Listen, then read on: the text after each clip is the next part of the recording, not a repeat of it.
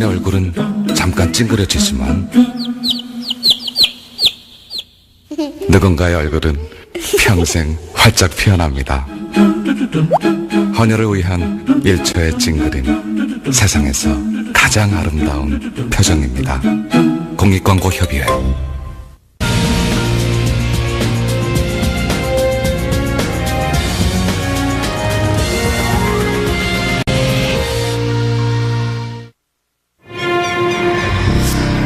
Deadwood, South Dakota, once the black heart of the Old West. Hidden under its modern streets lie traces of a city of sin. A place peopled by gunslingers, outlaws, whores, and gold prospectors.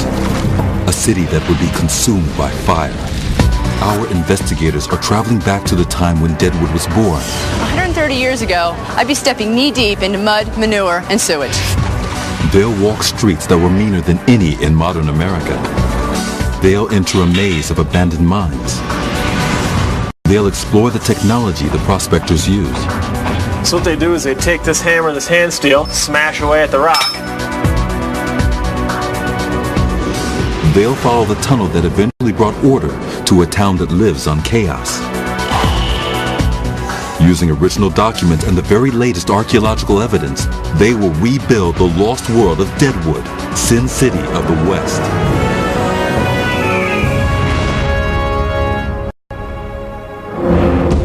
These are the Black Hills of South Dakota. They rise up from the Great Plains of the Midwest. In the summer of 1874, this was a place of peaceful woods and rivers. But the peace would soon be gone. Within 2 years, the town of Deadwood had exploded into existence. These hills became a battleground, and the reason was gold. Our investigators Chris Murley and Sherry Monahan are here to uncover the world created by Deadwood's gold rush. Chris is a mining technology expert. He explores and maps abandoned mines. What I want to do is find out how they extracted the gold from the hills and how they transported it out of here. Sherry is a Wild West historian. She wants to find out what was here on the eve of the gold rush and to reconstruct how it all began. It's hard to imagine that in 1874 there was nothing here but wilderness. By the fall of 1875, there were clear indications of a mining camp. In the spring of 1876, the town of Deadwood had sprung up. I really want to know what got this all started. The town you see today has undergone massive transformation. The creek that men once mined for gold has been covered over, and the city of legend has been destroyed by fire. Sherry has heard that explorers came looking for gold long before the rush of 1874. Her first port of call is at Deadwood's Museum, where she meets curator Arlette Hansen. Do you have any evidence that shows life here before the gold rush? There's actually quite a bit.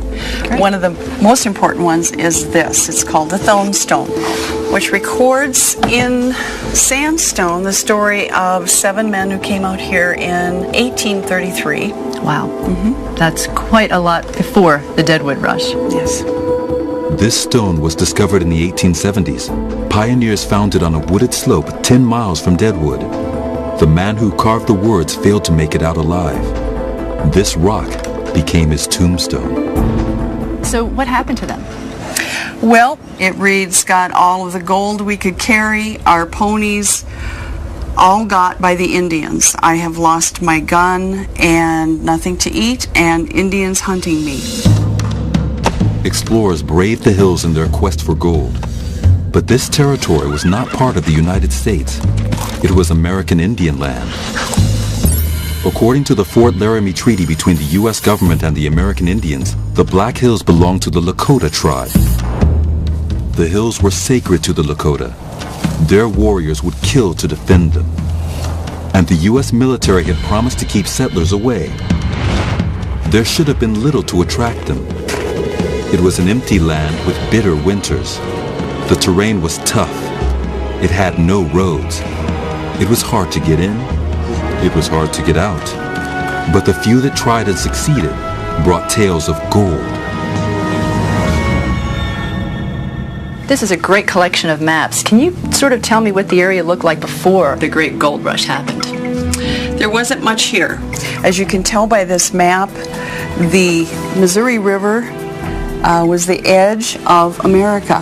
Here are townships and counties all laid out and named, and on this side of the Missouri River, it's empty. There's nothing there except rivers and the Black Hills. The United States effectively ended 200 miles to the east of the hills, across the Great Plains. Now, this was Indian territory, correct? Yes, it was. And right smack in the middle is Deadwood. Yes. That must have posed a problem with the military obviously protecting Indian land, and yet there's still people coming in. Absolutely. So what caused people to trespass on Indian land? Oddly enough, the military. In the summer of 1874, a new force came riding into the mountains. It was headed by Lieutenant Colonel Custer. He wasn't there to protect Lakota territory. Far from it. His was a military reconnaissance mission. In a creek 56 miles south of where Deadwood now stands, they panned for gold. When they found it, they saddled up and rode away. Word spread throughout a country in the grip of the worst economic depression that it had ever known. The stampede towards the Black Hills began. In less than a year, 4,000 gold diggers had arrived. Still operating outside the law, they made their way to what is now Deadwood Gulch. They built a rough encampment of tents and cabins. Its layout can still be seen in the streets of today's town. And because the hillsides were covered in old trees and dry brush, they called the valley Deadwood. With all these people out here, you know, there were obviously Indians still here. Did anybody do anything to protect the people who were obviously coming out here in masses to search for gold? Yes, actually General Custer came back. Oh, now he comes. He came back to protect the settlers at this point by fighting the Indians. And obviously a large battle ensued after he came out here. As a little clash. Yes, the Battle of the Little Bighorn. The number of prospectors increased. The Indians intensified their attacks. A showdown was inevitable. The Battle of the Little Bighorn would go down in history.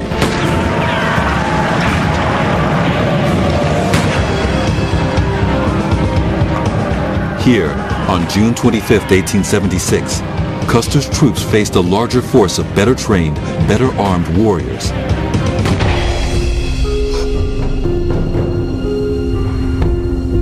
He died along with all of his men.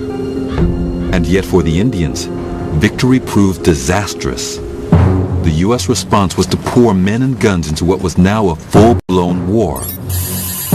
By the end of the year, the Lakota Indians were forced to sign over their Black Hills territory to the federal government. Deadwood acquired legal status as a settlement.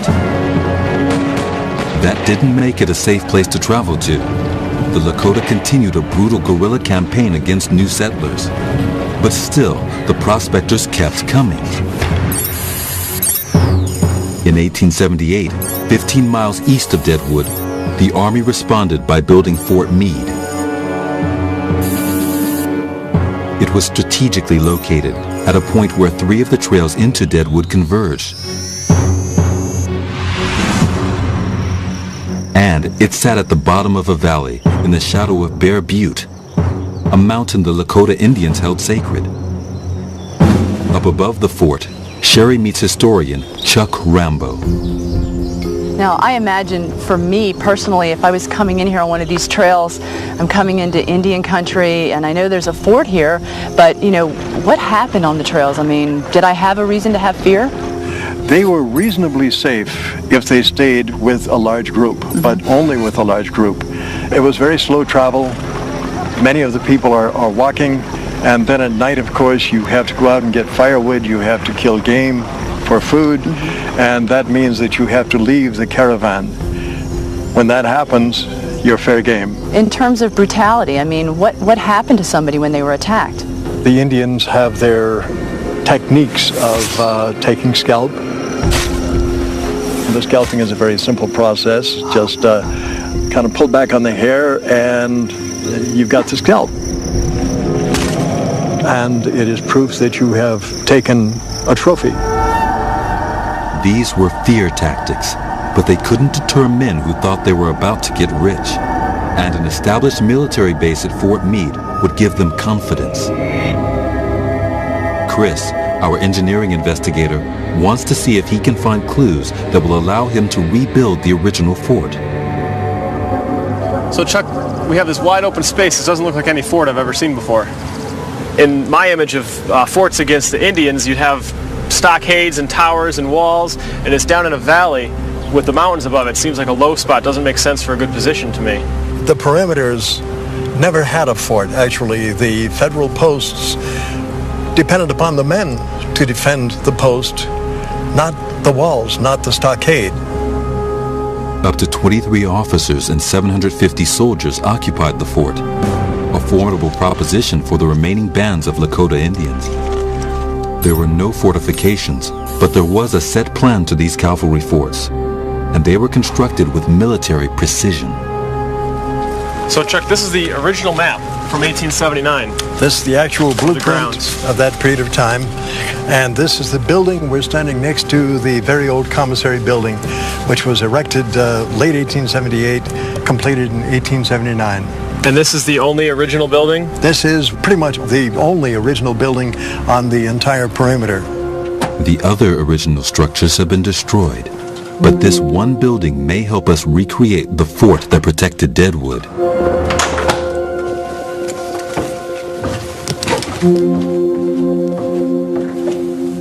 Well, look at how extensive this is. This goes for the whole length of the building. It's very, very large. It was an old root cellar used for storage. Look at the brickwork. I thought all these buildings were wood. Why was this made out of brick? This is much more permanent. It's planned to last. So they must have known that this building was going to be here for a long time. That was the plan. The fort was to be a permanent military post. It's possible to build a very accurate picture of the fort built to subdue this territory.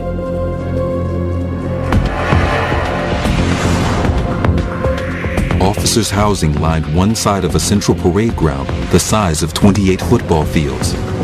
On the other lay stables, storehouses, and the barrack rooms for the troops. Our investigators have learned of the risks that every prospector took in traveling to the Black Hills. But when those pioneers arrived, they'd find they were on their own, and the battle for survival only just begun. The gold mines held dangers greater than any attack. In 1875, gold rush fever turned the tranquil Black Hills of South Dakota into a frenzy of activity. Bursting with opportunists, the town of Deadwood became America's ultimate frontier town. Our investigators have recreated the fort that protected the new settlement against American Indian attacks. Now, they will reconstruct how the last pioneers of the West made their fortunes. They'll rebuild the powerful machines they used. The first pioneers in Deadwood staked their claims and set about panning for gold. A few prospectors did strike it rich in the creeks. In 1876, the lucky ones panned $1.5 million worth of gold in the Black Hills. That's $50 million today. But most were doomed to disappointment. Panning wasn't enough. The men who knew what they were doing headed into the hills, knowing the gold in the creeks must have washed down from somewhere. They discovered America's richest gold seam 3 miles west of Deadwood. Over the next 124 years, miners would dig 40 million ounces of gold out of this seam. That's over $26 billion in today's money. Chris meets mining historian David Wolf at the Homestake Mine. So this is a huge hole. What exactly is this? Well, this is the Homestake open cut. This is where the entire Homestake mining operation started, from this very location. Over the years, this hole has expanded to be as large as you see it. Wow, that's amazing. It looks like they dug out an entire mountain here. You can see on each side where the mountain once was, and now it's gone. At first, miners dug out the surface of the mountain, creating a narrow cut or wedge into its slopes. It stretched for a mile. And this is what they were looking for.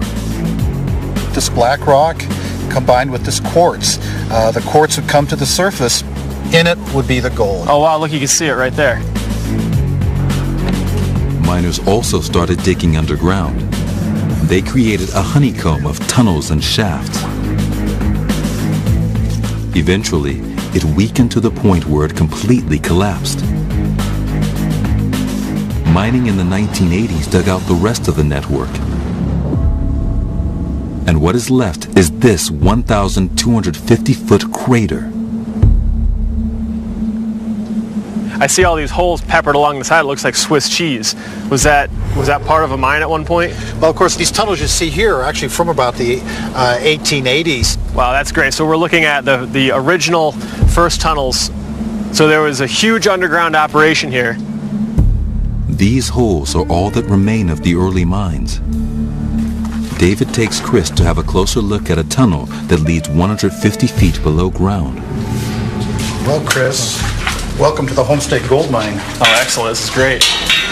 It goes in quite a ways. This goes way in back to the hillside. Okay, so how far were the workings in this mine? How far down did it go? If you follow this mine to the deepest, it goes down to 8,000 feet. That's insane. 8,000 feet down. The Homestake would ultimately become the deepest gold mine in the Western Hemisphere. But in the early days, they were blasting out tunnels closer to the surface. And they got the rock out in horse-drawn trucks. And as you notice, this appears to be coming downhill. Okay. And that's so that when you have a loaded ore train coming out, it coasts downhill very nicely, and then your empties come back much more easily. Oh, so it's easier to haul the heavy cars out. Exactly. The tunnel slope has another advantage. Okay, so all this water dripping down and ending up in the tunnel. What would happen with that? I mean, this is awful wet in here. We're stepping Well, of course, the water is natural. Many mines are wet, and they collect water all the time. And here, when it runs downhill, with this tunnel runs downhill slightly, it'll drain out naturally. Flooding in the tunnels could be deadly.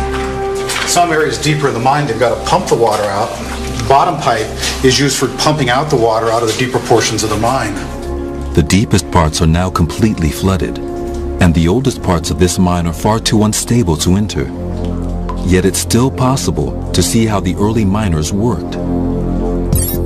David takes Chris to the outskirts of Deadwood, to the Broken Boot Mine. So this is what I'm used to seeing here, is a timber set like this. These are used commonly in all mines to support the tunnels. The miners' greatest fear was a cave-in.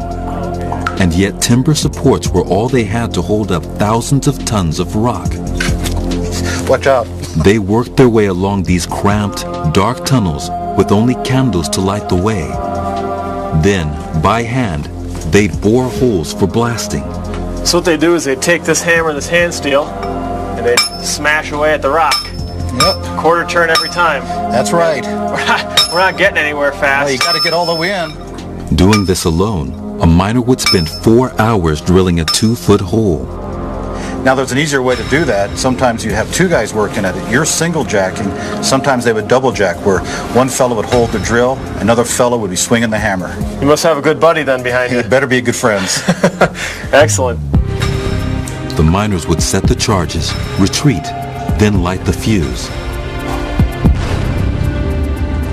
It was a process that, over the years, claimed dozens of lives. Wow, look at this hole. What exactly are we looking at here, Dave? In a gold mine, you'd call this a stope. The miners would drive their tunnels to get to this kind of spot where they thought this was the gold vein was, and they dig this out to take the gold ore out. Amazing. 50 feet high, 35 feet wide, and 180 feet long. This was a death trap. How would they support something like this? Most stopes this large would be square set timber. They'd start building cubes of pillars, of timbers, working from one layer to another. It added security and it added an area to work. 10-foot-long timbers were cut to interlock with one another. It was a design intended to make the framework simple to erect. We can now reveal what the tunnel network at the Homestake mine once looked like. Tunnels were dug off shafts 800 feet deep, At one stage, miners were removing 900 tons of gold ore a day. It made the land the Deadwood stood on the richest 100 square miles on Earth. Chris wants to find out where the gold ore was processed at the surface. No buildings survive intact, but there is some evidence in the forest beyond the Homestake mine. So Dave, tell me what we're looking at here.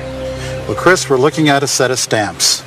The stamp mills were the most predominant type of crushing machinery throughout the West. You would harvest the ore out of a mine, you'd mine the ore, you've got to crush that rock to get the gold out of it, and that's what these stamps did. The ruins of this machine now lie collapsed across the slopes. 40 stamps per mill were probably pretty common. So you have 1,000 pounds of this steel lifting up and down and smashing the ore. These machines worked on steam power. A belt drove a shaft that rotated curved teeth. They would raise the 1,000-pound stamp rods and allow them to fall onto the rock. The stamp would be right here. Right. What exactly do we have with this? This is an ore feeder. Behind the stamp would be your ore bin. This ore feeder would regulate the flow of the ore into the stamp processing. This is the mortar area, and the stamps would be sitting right there. Over there where the shoes were connected to the stamps would crush the ore right on this die. The rocks that entered this trowel were pulverized by the stamps. 40,000 pounds of iron worked around the clock, smashing ore into dust. It took up to 4 tons of rock to make only 1 ounce of gold. The hills around Deadwood rang with the sound of these machines.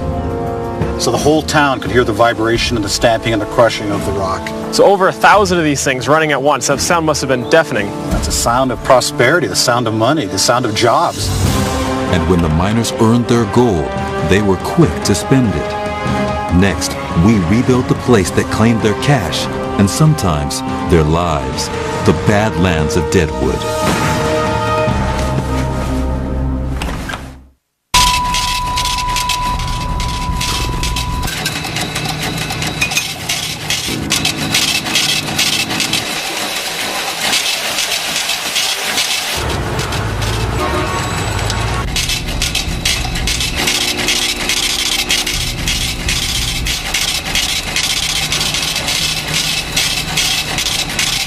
에너지는 당신의 현금입니다. 공익광고협의회 제2차 세계대전. 그 누구도 보지 못했던 2차 세계대전의 이공개 컬러 영상.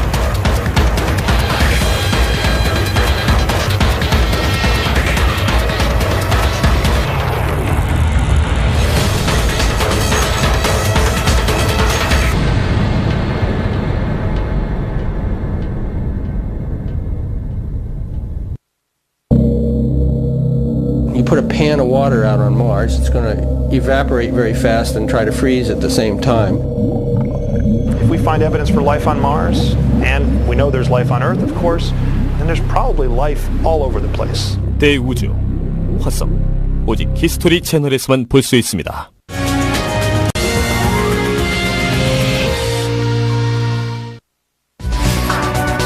In the 1870s, mining for gold in the hills around Deadwood could see you get rich, but it could also see you get killed.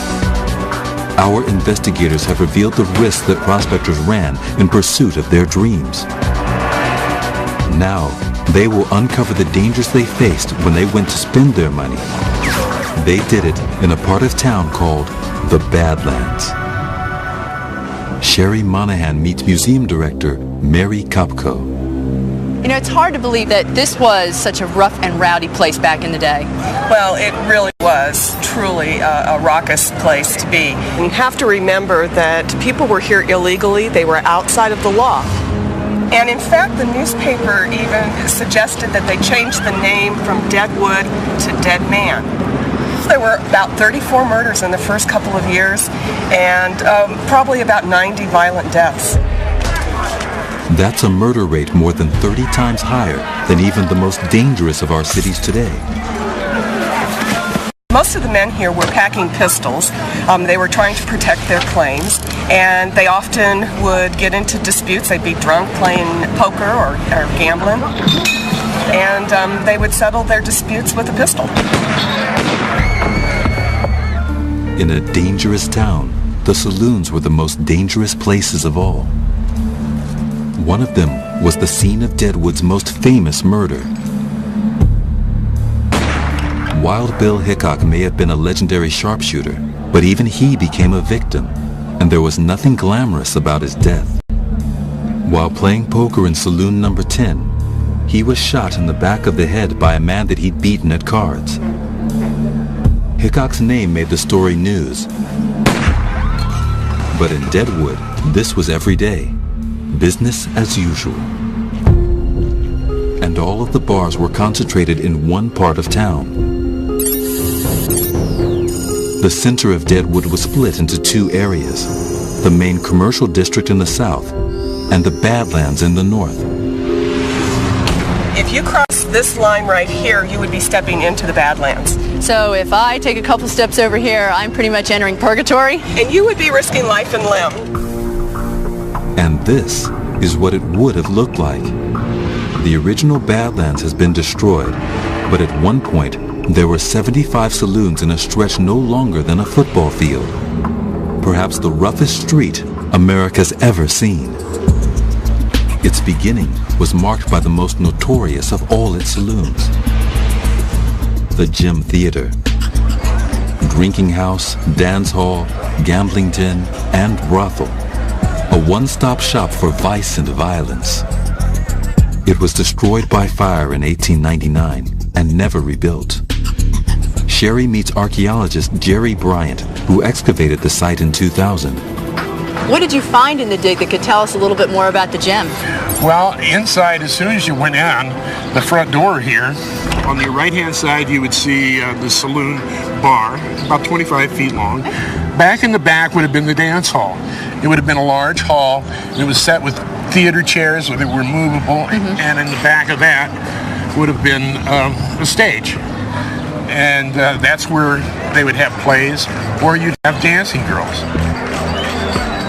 On the second floor was a balcony all the way around, which were all enclosed little booths. And that's where the girls would take their boys. And they would... hanky-panky. Oh, I see what you're saying. The gym handled entertainment like an industry. It provided liquor at the bar downstairs and women, both on the stage and in private upstairs cubicles. The promise of gold attracted men and women from all over the world. But archaeologists have discovered that one community in particular left its mark on Deadwood's Badlands, the Chinese. Sherry meets archaeologist Chris Leatherman. You know, standing here in the middle of downtown Deadwood, it's hard to imagine that there was a Chinatown here. Can you tell me about it? Chinatown here was the largest Chinese town in the northern Black Hills, about 140 people. Wow, so, you know, how did they earn a living here? Well, initially they began off mining, but they moved into the service industries, restaurants, laundries. So they kind of mined the miners, I guess. Yes, they were, and they were making a very good living at doing that. A Chinese laundry turned over more money in a day than the average miner. And many of the establishments doubled up as brothels and opium dens. Well, according to this map, it appears that we're right about on the edge of Deadwood, and it almost seems to be Chinatown is down there on the outskirts of town. The heart of Chinatown's about 300 feet or 100 meters that away. Once on the north edge of the Badlands, Chinatown has been completely destroyed. The area is now a parking lot. But between 2003 and 2005, archaeologists began to dig where Chinatown once stood. And here, in what was the heart of the Wild West, they found a Chinese temple or Joss house. They also found hundreds of artifacts. It's probably one of the most special artifacts, not just from the Joss house, but from the site itself. Oh, well, I can't wait to see this. All right. This is what's called a tea or liquor warmer. Wow. Now this is the only vessel like it that we found on the site. Okay. And this is probably a ceremonial object that would have been used by the entire Chinese community. Built into the steep valley slopes, the Joss House was the focus of the Chinatown community. Its oriental balcony made it unlike any other building in the Black Hills. The town was a colorful mixture of characters from around the world. The prospectors and miners of Deadwood rubbed shoulders with outlaws, whores, gamblers, and gunslingers. The Badlands, their seedy underworld, would ensure that Deadwood became known as Sin City. But its glory days would soon be over. The Badlands would be wiped from the earth in a single night of devastating fire.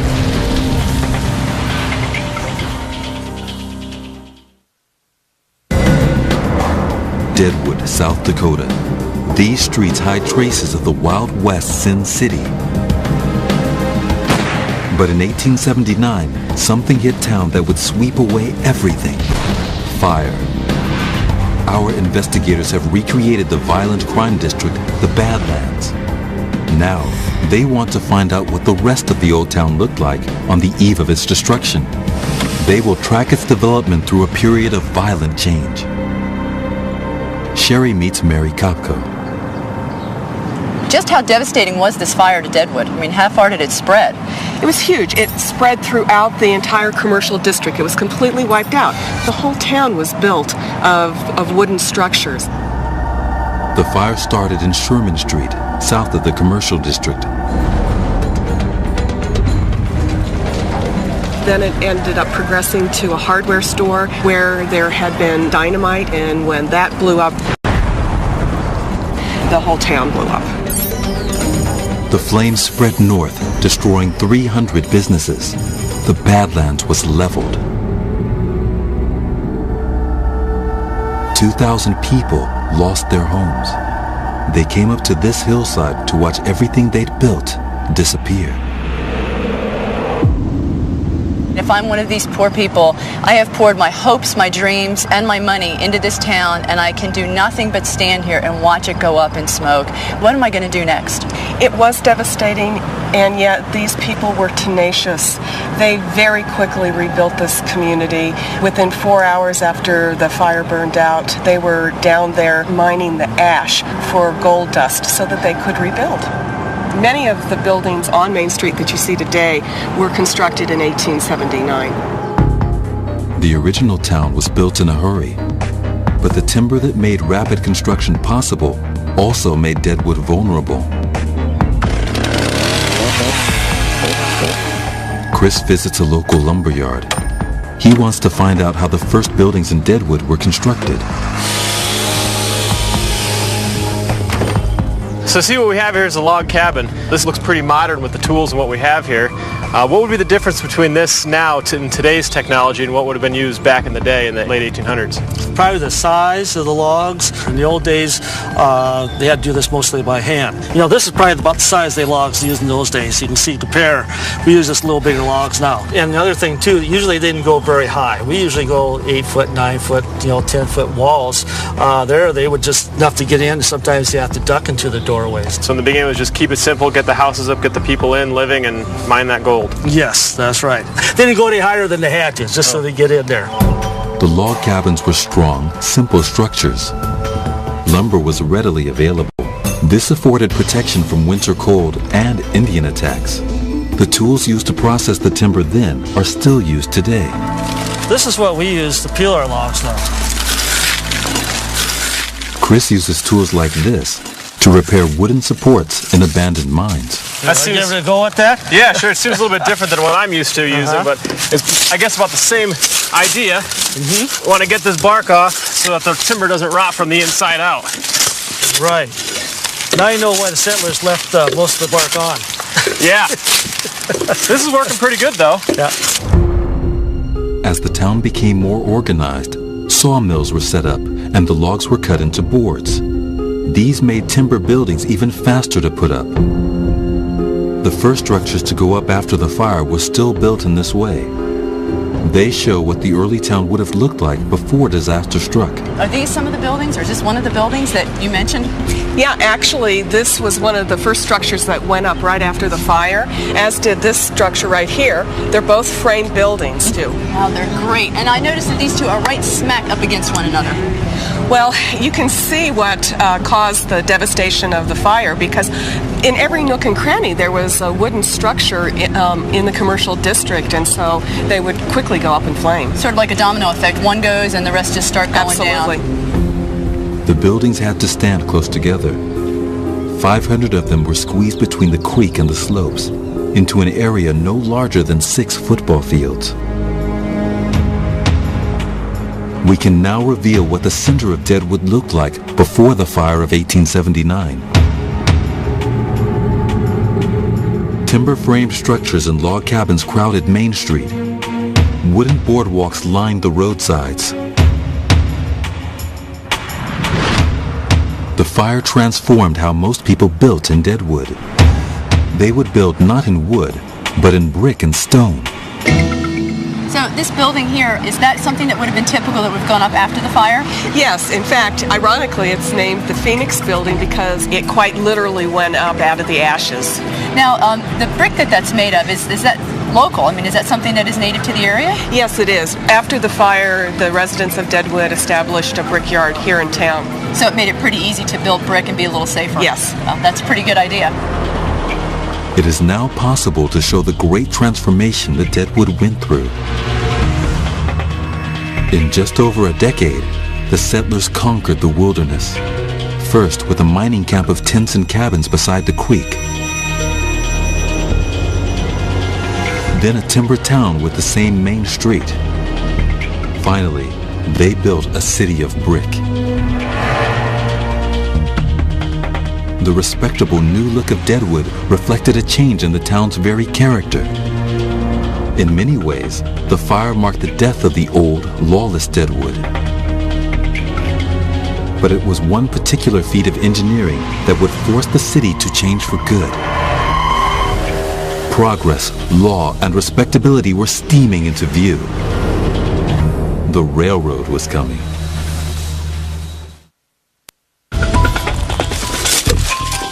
Our investigators have revealed how the gold rush town of Deadwood was transformed forever by a dramatic inferno.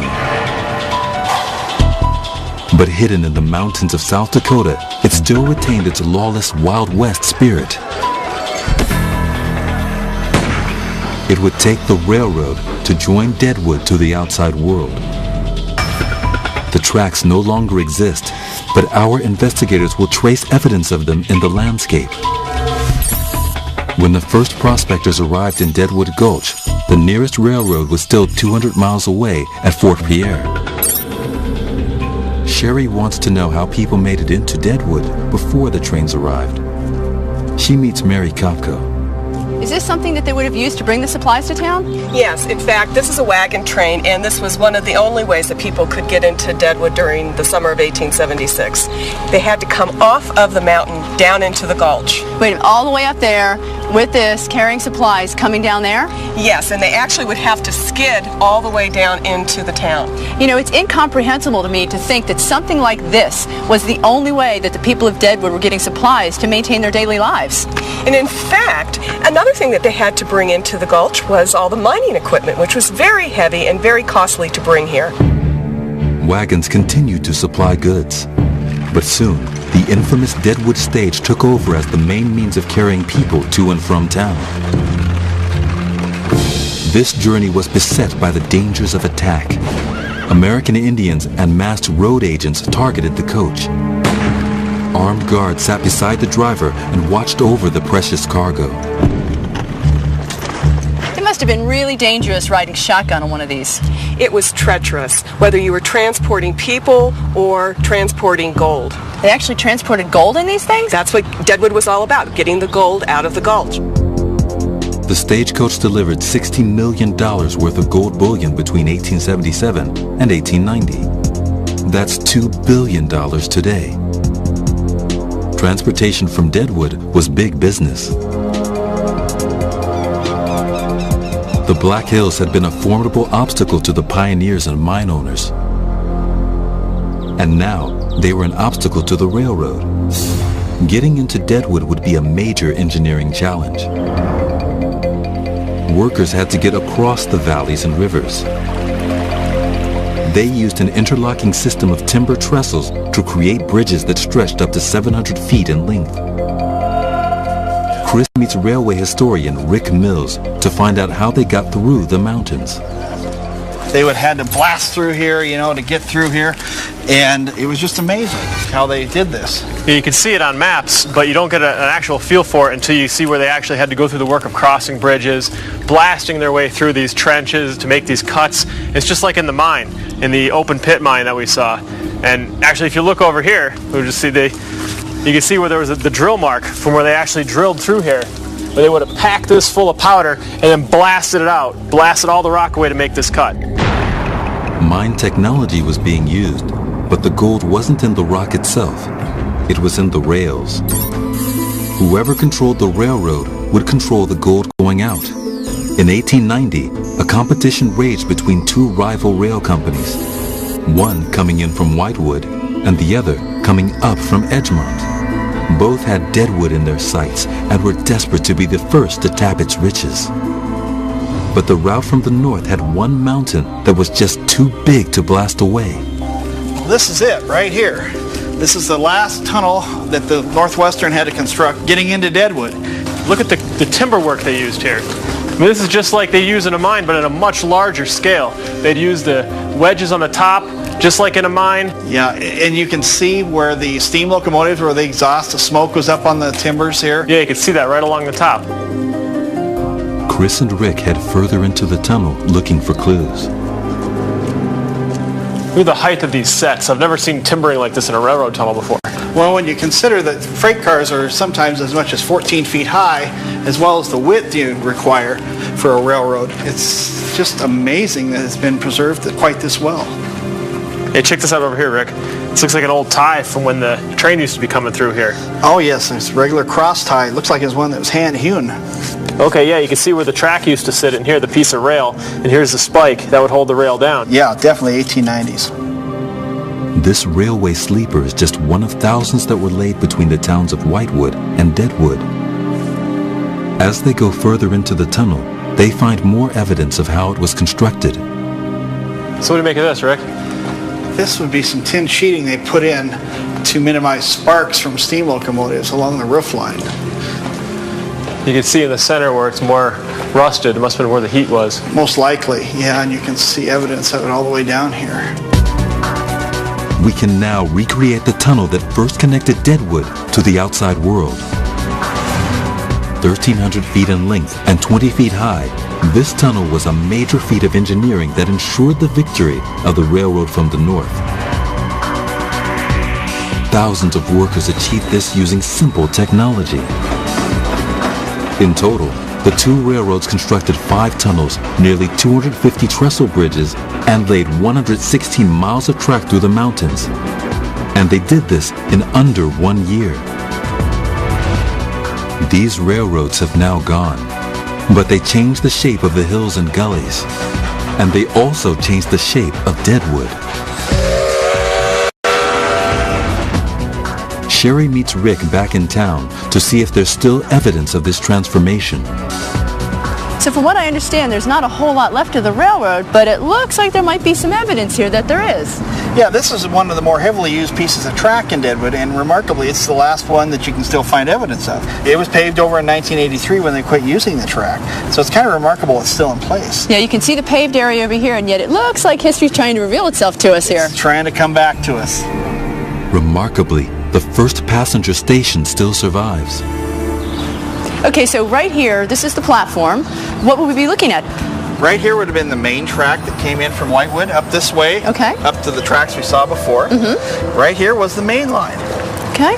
And then there was a siding there, another siding, and then over where the highway is now is the main line that went up into the mines above Deadwood. So it was just a maze of tracks in here. And this is one of kind of the nerve centers of the area. Okay, so if I come over here and go, I'm right here, where am I? You're on the siding. I'm on the main line. And then there's other tracks still in back of you, but there'd be a lot of interaction. It's pretty cool, and we're passing each other back and forth? Exactly. Now, those two rails make all the difference. These rails transformed Deadwood. They brought people and technology into town like never before. This station became the town's new center. The first train from Whitewood pulled into view on December 29, 1890. On the very same day, the Indian Wars were ended, with the massacre of more than 150 American Indians at Wounded Knee Creek. The world of the original Deadwood was finished. In exploring this world, Chris and Sherry have uncovered a real town that burned bright and fast. I've discovered that the original Deadwood really only lasted for 4 short years. It grew out of nothing. Because of the gold, it exploded. It was a magnet for people like pioneers, outlaws, and opportunists.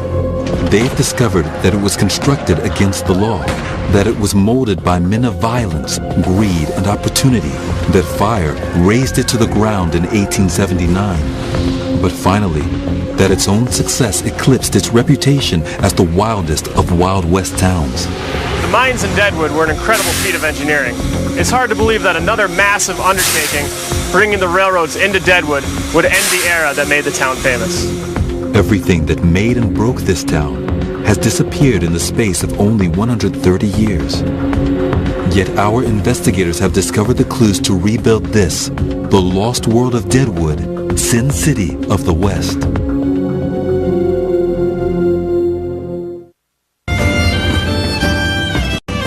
History Channel.